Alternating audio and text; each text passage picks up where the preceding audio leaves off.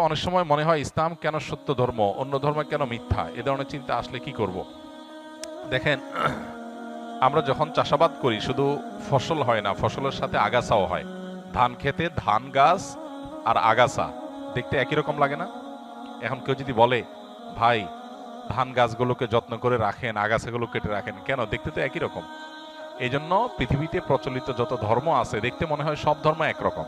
আসলে একটা হলো মূল গাছ, মূল গাছের মধ্যে বহু আগাছা সৃষ্টি হয়েছে।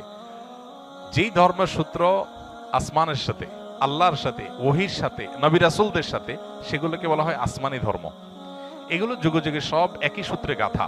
এগুলোরই সর্বশেষ ধারা হলো মুহাম্মদ সাল্লাল্লাহু আলাইহি সাল্লামের ধর্ম। এরপর আর কোনোটা আসবে না, এরপর কিয়ামত হয়ে যাবে।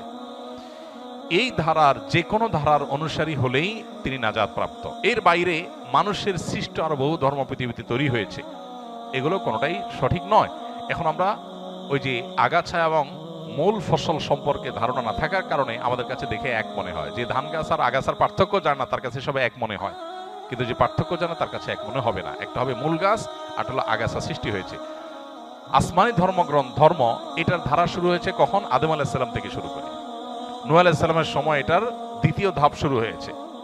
এই যে হাজার হাজার বছর যাবৎ চলে আসছে, এরপরে এসে বহু মানব রচিত ধর্ম পৃথিবীতে শুরু হয়েছে।